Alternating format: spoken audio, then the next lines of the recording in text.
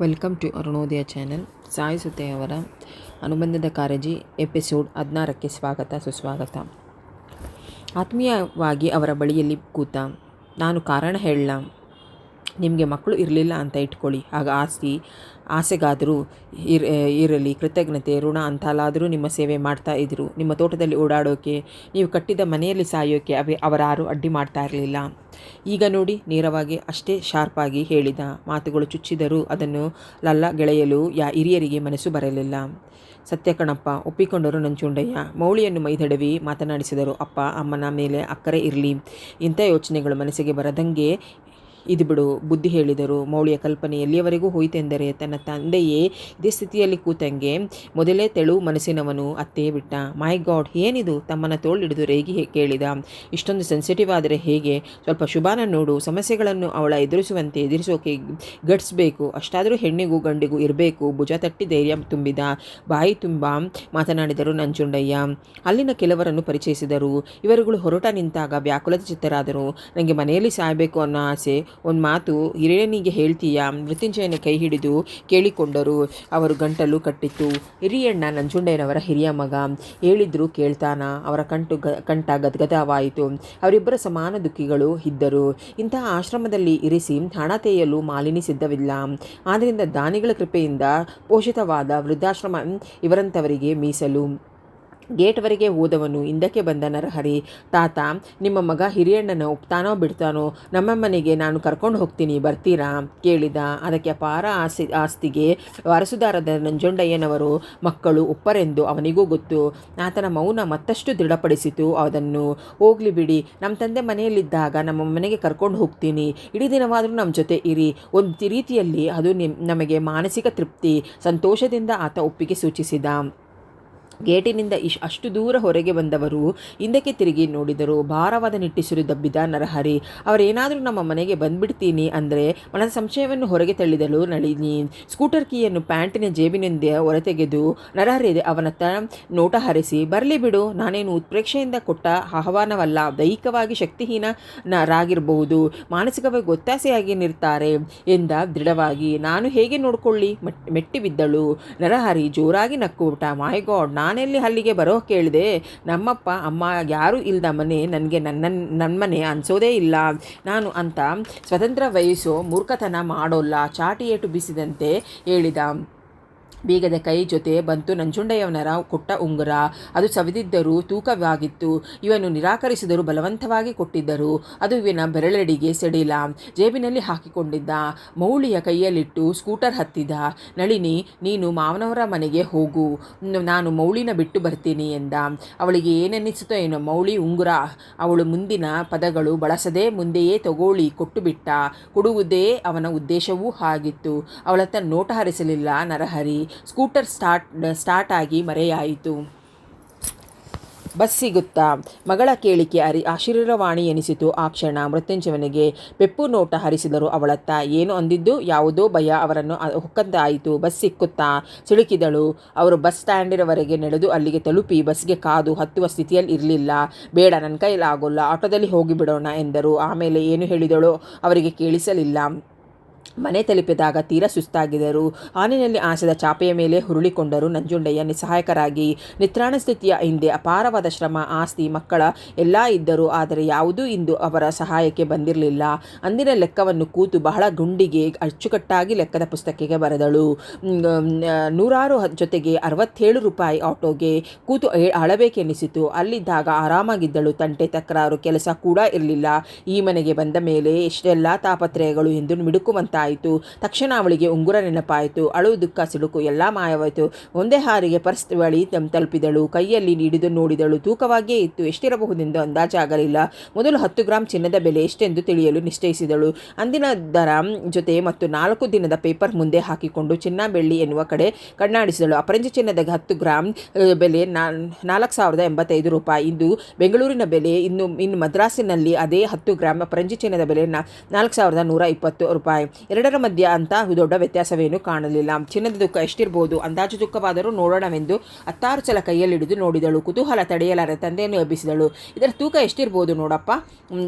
ಅವರಲ್ಲಿನ ಭಯ ಮೃತ್ಯುಂಜಯವರನ್ನು ಆಧ್ಯಾತ್ಮಿಕದತ್ತ ಎಳೆಯುತ್ತಿತ್ತು. ಇನ್ನು ಅವರಲ್ಲಿ ಆಸೆಗಳು ಸಾಯವು, ದೊಡ್ಡದಲ್ಲದಿದ್ದರೂ ಚಿಲ್ಲರೆ ಎನಿಸುವ ಆಸೆಗಳು. ಅಂತೂ ಅವರ ಒಂದು ರೀತಿಯ ಆಂದೋಲನದ ಮಧ್ಯೆ ಇದ್ದರು. ಕೈಯೇನೋ ಹಿಡಿದರು. ಕತ್ತಲೆನಿಸಿತು ಅವರಿಗೆ. ಬೆವತೆವರು ಹಿಂದಕ್ಕೆ ಹೊರಗಿದರು. ಯಾಕೋ ಚಳಿ ಆಗತ್ತೆ. ಕಾಲುಗಳನ್ನು ಹೊಟ್ಟೆಯ ಬಳಿ ಎಳೆದುಕೊಂಡರು. ಕವಚಿ ಮಲಗಿದರು. ಏನಾದರೂ ಹೊತ್ಸು. ಅವರ ದನಿ ನಡುಗಿತು. ಒದೆಸಿದವಳು ಹತ್ತಿರದ ಟೆಲಿಫೋನ್ ಬೂತಿನಿಂದ ಲೋಕಲ್ ಕಾಲ್ ಮಾಡಿದಳು. 6ರವರೆಗೆ ಮಾಲಿನಿ ಆಫೀಸ್ನಲ್ಲಿ ಇರ್ತಾಳೆ. ಅಪ್ಪ ಯಾಕೋ ಚಳಿಯಿಂದ ನಡುಗ್ತಾ ಇದ್ದಾರೆ. ಗಾಬರಿಯಿಂದ ವಿಷಯ ಮುಟ್ಟಿಸಳು. ಏನೂ ಗಾಬರಿ ಆಗಬೇಡ, ಎಲ್ಲೋ ಕಡೆ ಫ್ಲೂ ಥರ ಸಿಂಪ್ಟಮ್. ಡಾಕ್ಟರ್ ಪೇಷಂಟ್ಗಳ ಕಡಿಮೆ ಇದ್ದರೆ ಬರ್ತಾರೆ. ನಾನು ಆದಷ್ಟು ಬೇಗ ಬರ್ತೀನಿ ಸೂಚಿಸಿ ಫೋನ್ ಇಟ್ಟಳು. ಇವಳು ಪಕ್ಕದ ಮನೆಯ ಹುಡುಗನನ್ನು ಅಟ್ಟಿಡಿದಳು. ಡಾಕ್ಟರ್ 6 ಗಂಟೆ ಮೇಲಂತೆ ಕ್ಲಿನಿಕ್ ತೆರೆಯೋದು ಹೇಳಿ ಹೋದ. 6ರ ನಂತರ ಇವಳು ಹೋದಳು. 8ರ ಸುಮಾರಿಗೆ ಬರುವುದಾಗಿ ಅಡ್ರೆಸ್ ಪಡೆದರು. ಅವರು ಬಂದು ಹೋದ ನಂತರವೇ ನರಹರಿ ಬಂದಿದ್ದು. ಅಕ್ಕರೆ ಮುತುವರ್ಜಿಯಿಂದ ನೋಡಿಕೊಂಡ. 5 ದಿನ ಬಂದು ಹೋಗಿ ಇಂಜೆಕ್ಷನ್ ಮಾತ್ರೆ ಕೊಟ್ಟಿದ್ದು ಮೆಡಿಕಲ್ ಶಾಪ್ ಬಿಲ್ ಸೇರಿ 300 ಕೊಟ್ಟಾಗ ನಳಿನಿಗೆ ಚಳಿ ಜ್ವರ ಬಂದಂತಾಯಿತು. ಇಲ್ಲೇ ಇದ್ದು ಸುಧಾರಿಸಿಕೊಳ್ಳಿ, ಮಾಲಿನಿಯವರು ಮನೆಯಲ್ಲಿ ಇರೋಲ್ಲ, ಅಲ್ಲಿ ಯಾರು ನೋಡ್ಕೋತಾರೆ. ಹೊರಟ ಮೃತ್ಯುಂಜಯನನ್ನು ತಡೆದು ನಿಲ್ಲಿಸಿಕೊಂಡರು. ಮಾಲಿನಿ ಅಡ್ಡ ಬಂದಳು. ಒಂದಿಷ್ಟು ದಿನ ಅಪ್ಪನ ಜೊತೆ ನಾನೇ ಹೋಗಿ ಅಲ್ಲಿ ಇರ್ತೀನಿ. ಇಲ್ಗಂತೂ ಮನೆ ಅಲ್ಲಿ ಅನುಕೂಲವೇ. ಅರ್ಥವಾಯಿತು ಅವಳ ಒಳನೋಟ. ಡೋಂಟ್ ವರಿ, ಇಲ್ಲಿದ್ದರೇನು ಅಲ್ಲಿದ್ದರೇನು, ಎರಡೂ ಕಡೆ ಸುಧಾರಿಸಬೇಕಾದವರು ನೀನೇ ತಾನೆ. ಇಲ್ಲೇ ಇರಲಿ ಬಿಡು ಸಮರ್ಥಿಸಿಕೊಂಡ. ವಿಷಯ ರಾತ್ರಿ ಘಟಸ್ಫೋಟವಾಯಿತು. ಅಪ್ಪನ ಯಾಕೆ ಇಲ್ಲಿರೋ ಕೇಳಿದ್ರಿ. ತೋಳಿನ ಮೇಲೆ ಬಿದ್ದ ಕೈಯನ್ನು ಕಿತ್ತೆಸೆದಳು. ನಿಧಾನವಾಗಿ ಎದ್ದು ಕೂತ. ಏನಾಯಿತು. ಅವರು ನಿಮ್ಮಪ್ಪ ತಾನೇ. ಹುಷಾರಿಲ್ಲದ ಸಮಯದಲ್ಲಿ ಯಾರು ನೋಡ್ಕೋತಾರೆ. ವಾದಕ್ಕೆ ಕೂತ. ಮಾಲಿನಿ ನೋಡ್ಕೋತಾಳೆ ಬಿಡಿ. ಸೆದ್ದೊಡಿದಳು. ಬೇಷ್ ಹೆಣ್ಣೆ ಎಂದುಕೊಂಡ. ಇಂಥ ಬೆಂಕಿಯನ್ನು ಮನೆಯಿಂದ ದೂರವಿರಿಸಿದ್ದೇ ಒಳ್ಳೆಯದಾಯಿತು ಎಂದುಕೊಂಡ. ನಿನಗೆ ತಂದೆ ಅಲ್ವಾ. ನೀನು ಬೆಳೆದು ನನ್ನ ಕೈ ಹಿಡಿಯೋವರೆಗೂ ನಿನ್ನ ನೋಡ್ಕೊಂಡವರು ಯಾರು. ಆಗ ನಿನಗೆ ಕಾಯಿಲೆ ಕಸಾಲೆ ಬಂದಾಗ ಶುಶ್ರೂಷೆ ಮಾಡಿದವರು ಯಾರು. ಆಗ ಬೇರೆಯವರ ಮನೆಯ ಕಡೆ ಅವರೇನು ಬೆಟ್ಟು ತೋರಿಸಿದ್ರಾ. ನಿನ್ನ ಎದೆಯಲ್ಲಿ ಮಮತೆ ಸತ್ತು ಹೋಗಿದೆಯಾ. ಕರ್ತವ್ಯಕ್ಕೋಸ್ಕರಕ್ಕಾದರೂ ಅವರನ್ನು ನೋಡ್ಕೋಬೇಕು. ಹುಟ್ಟಿನೊಂದಿಗೆ ಬಂದ ಸಂಬಂಧ ಬಗೆಯೇ ತಾತ್ಸಾರ. 22ರ ನಂತರ ಜೊತೆಗೂಡಿದ ಸಂಬಂಧ ಇನ್ನೆಷ್ಟು ಹಾಳು. ಛೀ ಎದ್ದು ಹೋಗಿಬಿಟ್ಟ. ಆದರೆ ಅವರು ಪೂರ್ತಿ ಚೇತರಿಸಿಕೊಳ್ಳುವವರೆಗೂ ಅತ್ಯಂತ ಮುತುವರ್ಜಿಯಿಂದ ನರಹರಿಯೇ ನೋಡಿಕೊಂಡ. ಒಂದು 4 ಸಲವಾದರೂ ಆ ದಕ್ಷಿಣಮೂರ್ತಿಗಳ ಹೆಂಡತಿಯೊಂದಿಗೆ ಬಂದು ನೋಡಿಕೊಂಡು ಹೋದರು. ಅಂದು ಸ್ನಾನ ಮುಗಿಸಿದ ಮೃತ್ಯುಂಜಯನ ಆ ಮನೆಗೆ ಹೋಗ್ತೀನಿ, ಅವಳು ಒಂಟಿ, ನಾಳೆ ನಿಷ್ಠೂರ ಮಾಡ್ತಾಳೆ ತುಸು ಸಂಕೋಚವಾಗಿಯೇ ಹೇಳಿದರು. ಅಳಿಯ ಬಲವಂತಕ್ಕೆ ಅವರು ಮಣಿಯುವ ಸ್ಥಿತಿಯಲ್ಲಿರಲಿಲ್ಲ. ಮಗಳು ಸಿಡಿಮಿಡಿ ಲೆಕ್ಕಾಚಾರ ಕೇಳಿ ಅವರಿಗೆ ಸಾಕಾಗೋಗಿತ್ತು. ಈಗ ಮನೆ ಮಾಲಿನಿಯ ಹೆಸರಿಗೆ ಬರೆದಿದ್ದರಿಂದ ತಾನು ದುಡಿದಿದ್ದು ಎನ್ನುವ ಅಧಿಕಾರವಾದರೂ ಇತ್ತು. ಇಲ್ಲಿ ಅಳಿಯನ ದುಡಿಮೆ ಮದುವೆ ಮಾಡಿ ಕಳಿಸಿದ ಮಗಳ ಮನೆ ತೀರಾ ಪರಕೀಯವಂತೆ ಅನಿಸಿತು. ಬೆಳಗ್ಗೆ ಸಾಯಂಕಾಲ ಬಂದು ಹೋಗ್ತಾನೆ ಇರ್ತೀನಲ್ಲ. ಸ್ವಂತ ಮಗನಾದರೂ ನಿನ್ನ ಹಾಗೆ ನೋಡ್ಕೋತಾ ಇರಲಿಲ್ಲ. ನರಹರಿ 2 ಕೈಗಳನ್ನು ಕಣ್ಣುಗೊತ್ತಿಕೊಂಡು ಚಳಪಡಿಸಿದರು. ಇಂಥ ಮಾತೆಲ್ಲ ಯಾಕೆ. ನನ್ನ ಹೆಂಡತಿಯ ಸಮ ಯಾರನ್ನೂ ನಾನು ನಿಲ್ಲಿಸಿ ನೋಡಲಾರೆ. ಹೆಣ್ಣು ಕೊಟ್ಟ ಮಾವನ ಬಗ್ಗೆ ನನ್ನ ಪ್ರೀತಿ ಗೌರವ ಇದೆ. ನೀವು ಇಲ್ಲಿ ಇದ್ದಿದ್ರೆ ಹಿರಿಯ ದಿಕ್ಕೆ ಆಗುತ್ತಿದ್ದರು. ಮಾನಸಿಕವಾಗಿ ನಮಗೆ ಬಲ ಎಂದ. ಮತ್ತೆ ಬಲವಂತ ಮಾಡಲು ಹೋಗಲಿಲ್ಲ. ಅವನಿಗೆ ಅಷ್ಟು ಬೇಸರವಾಗಿತ್ತು ಮಾಲಿನಿಯ ಬಗ್ಗೆ. ಅವಳಾಗಿ ಮೃತ್ಯುಂಜಯರನ್ನು ಬರುವಂತೆ ಬಲವಂತ ಮಾಡಿರಲಿಲ್ಲ. ಸ್ಕೂಟರ್ ಕೆಟ್ಟಿತ್ತು. ಆರಾಮಾಗಿ ಪಕ್ಕದ ಮನೆಯ ಹುಡುಗನ ಸೈಕಲ್ ಇಸಿಕೊಂಡು ಹೊರಟ. ಉಷಾ ಕುಡಿಯುತ್ತಿದ್ದ ಕಾಫಿಯ ಲೋಟ ಕಿತ್ತುಕೊಂಡು ನನಗೆ ಸುಸ್ತಾಗಿದೆ, ನೀನು ಹೋಗಿ ಅಮ್ಮನ ಹತ್ರ ಕಾಫಿ ಇಸ್ಕೋ ಕೂತು ಕುಡಿದ. ಅಷ್ಟರಲ್ಲಿ ಸುಕನ್ಯಾ ಕಾಫಿ ಹಿಡಿದು ಬಂದರು. ಇವತ್ತು ರಜನೇನೋ ನಳಿನಿ ಬರಲಿಲ್ವಾ. ಲೋಟ ಅವನ ಮುಂದಿಟ್ಟರು. ಅರ್ಧದನ್ನು ತನ್ನ ಲೋಟಕ್ಕೆ ಸುರಿದುಕೊಂಡು ಇಲ್ಲ, ನೋ ಕ್ವಶನ್, ನೋ ಕಮೆಂಟ್ಸ್, ನೀನು ಕುಡಿಯಮ್ಮ. ಈಚೆಗೆ ಅವರಿಬ್ಬರನ್ನು ನೋಡಿಕೊಂಡು ಹಾಗೆ ನನ್ನ ನೋಡ್ಕೋತಾ ಇಲ್ಲ. ತುಳಸು ಮುನಿಸಿನಿಂದ ಕೋಪ. ಪ್ರೀತಿಯಿಂದ ತಲೆಯ ಮೇಲೊಂದು ಮೊಟಕಿದರು. ನಿನ್ನ ನೋಡ್ಕೊಳ್ಳಿ ಅಂತಲೇ ನಳಿನಿನ ತಂದಿರೋದು ದಬಾಯಿಸಿದರು. ಅವನ ದುಃಖದ ಮಾದವರತೆ ಹರಡಿಕೊಂಡಿತು. ಇದನ್ನ ನಾನೊಪ್ಪಲ್ಲ. ಮಡದಿಯ ಪ್ರೀತಿಯೇ ಬೇರೆ, ತಾಯಿಯ ಮಮತೆಗೆ ಬೇರೆ ಕಣ್ಣುಗಳಿವೆ. ಮೂಗು ಯಾಕೆ, ಬಾಯಿ ಯಾಕೆ ಅಂತ ಯೋಚನೆ ಮಾಡಬೇಕಾಗುತ್ತೆ. ನೀನು ಕೇಳೋಕೆ ಸಿದ್ಧವಾದರೆ ನಾನು ವಿವರಿಸೋಕೆ ರೆಡಿ. ಲೋಟದಲ್ಲಿನ ಕಡೆಯ ಕುಟುಕು ಮುಗಿದಾಗ ನಿಜವಾಗಿಯೂ ಹಾಕಿ ಎದರಿದರು. ಯಾವುದೇ ವಿಷಯದಾಗಲಿ ಹುಡುಗರಿಗೆ ಪಾಠ ಮಾಡುವ ಮೇಷ್ಟ್ರಂತೆ ಹೇಳಬಲ್ಲ. ಸಾಕು. ನಲ್ಲಿಯಲ್ಲಿ ನಿನ್ನೆ ಇಡೀ ದಿನ ನೀರು ಬಂದಿಲ್ಲ, ಒಂದಿಷ್ಟು ಸೇದಿ ಹಾಕು ನಡಿ. 2 ಲೋಟಗಳನ್ನು ಒಳಗೆ ಒಯ್ದರು. ಹಿಂದೆ ಉಷಾ ಪಾತ್ರೆ ಉಜ್ಜುತ್ತಿದ್ದಳು. ಮೌಳಿ ನೀರು ಸೇದಿ ಹಾಕುತ್ತಿದ್ದ. ಬಟ್ಟೆ ಒಗಿತಿದ್ದಳು ಶುಭ. Hello brothers. ಕೈಯಿಂದ ನೀರೆತ್ತಿ ನೆರಹರಿಗೆ ಎರಚಿದಳು. ಬಾಬಾ, ನಿನಗೊಂದು ಕೆಲಸ ಫಿಕ್ಸ್ ಆಗಿದೆ, ಅಮ್ಮನಿಗೆ ಹೆಲ್ಪ್ ಮಾಡು ಸರ್ ಎಂದಳು. ಹತ್ತಿರಕ್ಕೆ ಹೋಗಿ ಅವಳ ಕಿವಿ ಹಿಡಿದುಕೊಂಡು, ನನಗೆ ಸರಿ, ವಸಂತ್ಗೆ ಯಾವ ಕೆಲಸ ವಹಿಸಿದ್ದಿ ಚೇಡಿಸಿದ್ದ. ಅಮ್ಮ ಒಂದೇ ಉಸಿರಿಗೆ ಹೋಗಿದಳು. ಕಿವಿ ಬಿಟ್ಟು ಹಿಂದಕ್ಕೆ ನಿಂತ. ಇದೇನಮ್ಮ ಈ ಪಾಟಿ ಕುಗ್ತಾಳೆ ಅಂತ ಎತ್ತಲೋ ನೋಡುತ್ತಾ ಹತ್ತಿರಕ್ಕೆ ಬಂದ ಸುಕನ್ಯಾ ಅವನ ಕಿವಿ ಹಿಡಿದುಕೊಂಡರು. ಅವಳ ಕಿವಿ ಎಷ್ಟು ಕೆಂಪಾಗಿದೆ ನೋಡು, ಈ ದುರಭ್ಯಾಸ ಈಗಲೂ ಬಿಡಲಿಲ್ವೇನೋ ನೀನು? ಪ್ರೀತಿಯಿಂದ ಬೈದರು. ಸೊಂಟಕ್ಕೆ ಸಿಕ್ಕಿಸಿದ ನೆರಗೆಗಳನ್ನು ಸರಿ ಮಾಡಿಕೊಂಡ ಶುಭ, ಅಮ್ಮ ಇವನನ್ನು ನೋಡಿ ಅವರು ಅದೇ ಅಭ್ಯಾಸ ಮಾಡಿಕೊಂಡಿದ್ದಾರೆ, ದೂರು ಸಲ್ಲಿಸಿದಳು. ನಾನು ನಂಬೋಲ್ಲ, ವಾದಕ್ಕೆ ನಿಂತ ನರಹರಿ. ನಿಂತಲೇ ನಂಬಿದ್ದಿದ್ರೆ ನಂಬು, ಬಿಟ್ಟರೆ ಬಿಡು, ಮುನಿಸಿ ತೋರಿಸಿದಳು. ಬಕೆಟ್ ನೀರನ್ನು ಕೈಗೆತ್ತಿಕೊಂಡು ಶುಭಾಳ ಮುಖಕ್ಕೆ ಎರಚಿದ. ನೋಡಮ್ಮ, ನಾನು ವಯಸ್ಸಿನಲ್ಲಿ ಇವಳಿಗಿಂತ ಸೀನಿಯರ್, ಹೋಗೋ ಬಾರೋ ಅಂತ ಕರಿತಾಳೆ. ಚಿಕ್ಕವರ ಮುಂದೆ ಪ್ರತಿ ಆರೋಪ ಅವನದು. ತೂಕತ್ತೆ ಇದೆಲ್ಲ ಇರಲಿ, ಯಾಕೆ ಅವಳ ಮುಖಕ್ಕೆ ನೀರು ಹಾಕದೆ ತಲೆಗೆ ಎಣ್ಣೆ ಎತ್ತಿಕೊಂಡು ಕೂತಿದ್ದಾಳೆ? ಶೀತವಾದರೆ ಮಗನನ್ನು ಬೈದರು. ವಿಕ್ಸ್ ತಿಕ್ಕೋಕೆ ಪರ್ಮನೆಂಟ್ ಆಗಿ ಒಬ್ಬ ಆಸಾಮಿನ ಕೈ ಕಟ್ಟಿಲ್ವಾ ಎಂದ ಕೂಡಲೇ ಮುಂದಿದ್ದ ಇಡೀ ಬಕೆಟ್ ನೀರೆತ್ತಿ ಶುಭ ಮೇಲೆ ಸುರಿದು ಬಿಟ್ಟ. ನೀನೇ ವಿಕ್ಸ್ ತಿಕ್ಸ್ಕೋ. ಸುಕನ್ಯಾ ಇಬ್ಬರನ್ನು ಬೈದು ಒಳಗೆ ಕರೆತಂದರು. ಟವಲಿಂದ ಚೆನ್ನಾಗಿ ತಲೆ ಒರೆಸಿಕೊಂಡವನು ಬಂದು ಹರಳೆಣ್ಣೆ ಬಟ್ಟಿಲು ಹಿಡಿದು ತಾಯಿಯ ಮುಂದೆ ಕೂತ. ಕಣ್ಣೆಲ್ಲ ತುಂಬ ಉರಿ. ನಳಿನಿ ನಿದ್ದೆ ಮಾಡೋಕೆ ಬಿಡಲ್ಲ ಎಂದು ಶುಭ ಬಾತ್ರೂಮಿಗೆ ಹೋಗಿ ಬಾಗಿಲು ಹಾಕಿಕೊಂಡಳು. ಅಬ್ಬಬ್ಬಾ, ಶುಭ ತುಂಬ ಕೆಟ್ಟ ಹೋದಳಮ್ಮ. ವಸಂತ್ ಬಹಳ ಸ್ಮೂತ್, ಆರಾಮಾಗಿ ಮಾತುಗಳಿಂದಲೇ ಕುಣಿಸ್ತಾಳೆ. ಅದರಲ್ಲಿದ್ದುದು ದೂಷಣೆಯಲ್ಲ, ಮೆಚ್ಚುಗೆ. ಆಕೆ ಅವನ ತಲೆಗೆ ಎಣ್ಣೆ ಒತ್ತಿದರು. ಅಬ್ಬಬ್ಬಾ, ಏನು ತಂಪು. ತಲೆ ಮೇಲೆ ತಾಯಿಯ ಕೈ ಇಟ್ಟುಕೊಂಡು ಬಲೆ ಪೂಸಿ ಹೊಡಿತಾ ಇದ್ದಾನೆ ಅಣ್ಣ, ಮೆಲ್ಲಗೆ ಎಂದಳು. ಉಷಾ ಶುಭಳಷ್ಟು ಜೋರಲ್ಲ. ಉಷಾ ತಾಯಿಯ ಕೈ ಬಿಟ್ಟು, ನರಹರಿ ಅಣ್ಣನ ಒಂದ್ಸಲ ನೋಡಿಕೊಂಡು ಬಾ, ಆಮೇಲೆ ನನ್ನ ಮೇಲೆ ಆಪಾದನೆ ಮಾಡ್ತಾರೆ. ಸ್ವಲ್ಪ ಅವರ ಕಣ್ಣಿಗೆ ಬೀಳ್ದಂಗೆ ತಲೆ ತಪ್ಪಿಸಿಕೊಂಡು ಓಡಾಡು. ಇತ್ತಲಿಗೆ ಹೋಗಿಬಿಟ್ಟ. ಆಮೇಲೆ ನೀರು ಸೇದಿದೆಲ್ಲ ಅವನೇ. ಬ್ರಹ್ಮಾಂಡ ಗಲಾಟೆ ಇತ್ತಲಲ್ಲಿ. ಕಾಫಿ ಕುಡಿದು ಬಂದ ಹೆಂಡತಿಯನ್ನು ನೋಡಿದಂತೆ ನಟಿಸಿದರು ದಕ್ಷಿಣಮೂರ್ತಿಗಳಿಗೆ. ಕಾಫಿ ಎಂದರು ಸುಕನ್ಯಾ. ಕೈಯಲ್ಲಿನ ಫೈಲ್ ಪಕ್ಕಕ್ಕಿಟ್ಟು ಕನ್ನಡಕ ತೆಗೆದು ಕೈ ಚಾಚಿ ಹಿಂದಕ್ಕೆ ಎಳೆದುಕೊಂಡರು. ದೊಡ್ಡ ದೊಡ್ಡ ಅಕೌಂಟ್ಸ್ ಫೈಲುಗಳನ್ನೆಲ್ಲ ಇವರತ್ತ ಸರಿಸಿದ್ದರು ಜಗನ್ನಾಥ್. ಇದು ಇವರಿಗೆ ಹೊರೆ ಹೆಚ್ಚೆ.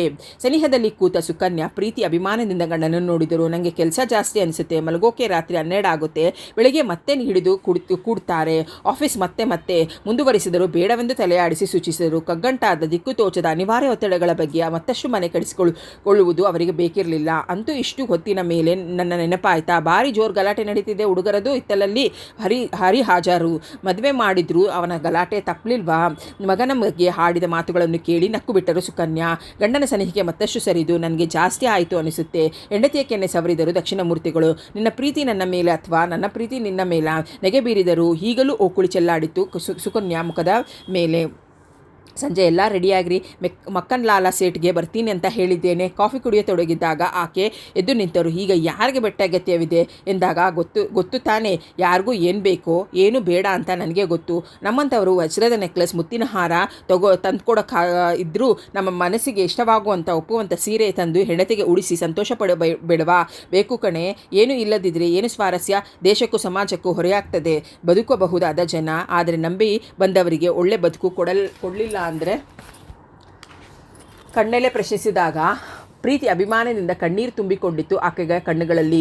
ಅಮ್ಮ, ನರಹರಿಯ ಕೂಗು. ಮುಗುಳ್ಳಕರು ದಕ್ಷಿಣಮೂರ್ತಿಗಳು. ಏನೋ ನೋಡೋ ಅವನ ಗಲಾಟೆ. ಮತ್ತೆ ಫೈಲ್ ಎತ್ತಿಕೊಂಡರು. BCom ಮುಗಿಸಿದಾಗ ಅವರಿಗೆ ಸಿಕ್ಕಿದ್ದು ಫ್ಯಾಕ್ಟರಿ ಅಡ್ಮಿನಿಸ್ಟ್ರೇಷನ್ ಸೆಕ್ಷನ್ನಲ್ಲಿ ಒಳ್ಳೆ ಸಂಬಳ, ಉದ್ಯೋಗವೂ ಒಳ್ಳೆಯದೇ. ಹೆಚ್ಚೇನು ಉಳಿಸಲಿಕ್ಕಾಗದಿದ್ದರೂ ಯಾವ ಕೊರತೆ ಆಗದಂತೆ ಸಂಸಾರವನ್ನು ನೋಡಿಕೊಂಡು ಹೋಗುತ್ತಿದ್ದರು. ಅರ್ಧ ಗಂಟೆಯ ನಂತರದಲ್ಲಿ ಮೃತ್ಯುಂಜಯ ಬಂದು ವಿಷಯ ಮುಟ್ಟಿಸಿದರು. ನನ್ನ ಚಿಕ್ಕಪ್ಪ ನಂಜುಂಡಯ್ಯ ತೀರಿ ಹೋದರು. ದಕ್ಷಿಣಮೂರ್ತಿಗಳು ನರಹರಿ ಅವರ ಜೊತೆ ಹೊರಟರು. ಆಟೋದಲ್ಲಿ ತಿಳಿಸಿದ ನರಹರಿ, ನೀವು ಬಂದು ಒಂದು ದಿನ ನಮ್ಮ ಮನೆಯಲ್ಲಿರ್ರಿ ಅಂತ ಆಹ್ವಾನಿಸಿದೆ. ನೊಂದುಕೊಂಡು ಹೇಳಿದ. ಸಾವು ಅವರನ್ನು ಇಷ್ಟು ಬೇಗ ಹಿಂಬಾಲಿಸುತ್ತದೆಂದು ಕಲ್ಪನೆ ಕೂಡ ಇರಲಿಲ್ಲ. ನಿನ್ನ ತಪ್ಪಲ್ಲ ಬಿಡು ಎಂದರು ತಣ್ಣಗೆ. ವಯಸ್ಸಾಗಿತ್ತು, ಬಂದ ಕೆಲಸ ನಿರ್ವಹಿಸಿ ಹೊರಟಿದ್ದರು. ಸಾವಿನ ಗಳಿಗೆಯಲ್ಲೂ ಅವರಿಗೆ ಮನಃಶಾಂತಿ ಇರಲಿಲ್ಲವೆಂಬುದು ನರಹರಿಗೆ ನೋವು. 2 ದಿನದಿಂದ ಮ್ಲಾನವಾಗಿದ್ದ ನರಹರಿ ನಳಿನಿ ಮಾತನಾಡಿಸಿದರೂ ಸಿಡಿದು ಬೀಳುತ್ತಿದ್ದ. ಕೆಲವೊಮ್ಮೆ ಅಷ್ಟೇ ಮಾತನಾಡುತ್ತಿರಲಿಲ್ಲ. ಊಟ ಕೂಡ ಬೇಡವೆಂದು ಆಫೀಸ್ಗೆ ಹೊರಟಿದ್ದ ನರಹರಿ. ಸಂಜೆ ನಾನು ಬರೋದು ಗ್ಯಾರಂಟಿ ಇಲ್ಲ, ನೀನು ಬೇಕಾದರೆ ನಿಮ್ಮಪ್ಪನ ಮನೆಗೆ ಹೋಗು, ಬೇಕಾದರೆ ಅವರನ್ನೇ ಕರೆಸ್ಕೋ ಎಂದ ನಂಜುಂಡಯ್ಯನವರ ಸಾವು ಅವನ ಮೇಲೆ ವಿಚಿತ್ರ ಪರಿಣಾಮ ಬೀರಿತು. ಆದರೆ ಸಂಜೆ ವಾಪಸ್ ಬಂದ. ನಳಿನಿ ಮಂಕಾಗಿದ್ದಳು. ಮನೆ ಮಾಲೀಕ ಏಕಾಏಕಿ 50 ರೂಪಾಯಿಯಷ್ಟು ಬಾಗಿಲಿಗೆ ಈಚೆ ಮಾಡಿದ್ದ. ಸಾಮಾನಿಗೆ ಹೋದಾಗ ಎಲ್ಲ ಬೆಲೆಗಳು ಜಾಸ್ತಿ ಆಗಿದ್ದವು. ಅವಳಿಗೆ ತಲೆ ಕೆಟ್ಟಂತಾಯಿತು. ಪ್ಲೀಸ್, ನಾವು ಆ ಮನೆಗೆ ಹೋಗ್ಬಿಡೋಣ ಎಂದಾಗ ಅರ್ಥವಾಗದಂತೆ ಅವಳ ಮುಖ ನೋಡಿದ. ಯಾಕೆ ಅಂತ ಯೋಚನೆ. ಇಲ್ಲಿ ಪೂರ್ಣ ಸ್ವತಂತ್ರಳು, ಬರೀ ಸಂಪಾದನೆಗೋಸ್ಕರ ಮನೆಯಿಂದ ಹೊರ ಬಂದವಳು ತಾನೇ. ಇಲ್ಲಿದ್ದು ತಲೆಗೆ ತುಂಬಿಕೊಳ್ಳಬೇಡ ಎಂದವ ಹಾಲ್ನಲ್ಲಿ ಕೂತು ಪೇಪರ್ ಕೈಗೆತ್ತಿಕೊಂಡ. ನಳಿನಿ ಬಹಳ ಯೋಚಿಸಿ ಇಂಥ ನಿರ್ಧಾರಕ್ಕೆ ಬಂದಿದ್ದಳು. ಪದೇ ಪದೇ ಬರುತ್ತಾಳೆ ಎನ್ನುವ ಕಾರಣಕ್ಕೆ ಹೋದರೆ ಮಾಲಿನಿ ಸರಿಯಾಗಿ ಮಾತನಾಡಿಸುತ್ತಿರಲಿಲ್ಲ. ಆಶ್ರಯಲ್ಲಿ ಸಿಗರೆಟನ್ನು ತುಂಡುಗಳನ್ನು ನೋಡಿ ಮೃತ್ಯುಂಜಯ ಅವರು ಹವ್ವಾರಿದರು. ನೋಡಿದ್ಯಾ, ಇಂಥ ಅಭ್ಯಾಸಗಳು ಅವನಿಗೆ ಇತ್ತ? ಅಲ್ಲಿ ನಿನಗೆ ಪೂರ್ತಿ ಪ್ರೊಟೆಕ್ಷನ್ ಇತ್ತು. ಹರಡುವ ಹಕ್ಕಿ ಹಾಗೆ ಇರಬಹುದಿತ್ತು. ತುಂಬಿದ ಮನೆ, ಎಂಥ ಸುಖ, ಎಂಥ ಸಂತೋಷ, ಎಲ್ಲ ಹಾಳು ಮಾಡಿಕೊಂಡೇ ರೇಗಿದರು. ಅವೆಲ್ಲಕ್ಕಿಂತ ಅವಳ ಲೆಕ್ಕಾಚಾರ ತಪ್ಪಾಗಿತ್ತು. ಮಾಲಿಯ ಅಂದಾಜಿನಂತೆ ಹಣ ಉಳಿಸಲು ಅವಳಿಂದ ಸಾಧ್ಯವಾಗುತ್ತಿರಲಿಲ್ಲ. 1-2 ರೂಪಾಯಿಗಳು ಉಳಿಕೆಗೆ ಹೋಗುತ್ತಿದ್ದ ಅವಳ ಮನ ಹತ್ತಾರು ಖರ್ಚಿಗೆ ಬಂದಾಗ 4-6 ಜನ ನರಹರೆ ಗೆಳೆಯರು ಬಂದರು ಹವ್ವಾಡಿ ಬಿಡುತ್ತಿದ್ದಳು.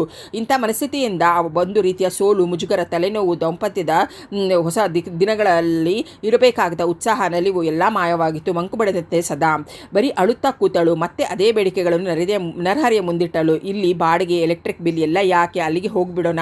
ಅವನಿಗೆ ಅರ್ಥವಾಯಿತು. ಒಂದ್ಸಲ ನನ್ನ ಮನಸ್ಸಿಗೆ ವಿರುದ್ಧವಾಗಿ ನಿನ್ನ ಬೇಡಿಕೆಗಳ ಮನ್ನಣೆ ಕೊಟ್ಟೆ, ನೊಂದೆ, ಛಿದ್ರವಾಗಿ ಹೋದೆ. ಈಗ ಬೇಕಾದರೆ ನನ್ನ ಖರ್ಚಿನಲ್ಲಿ ಇನ್ನಷ್ಟು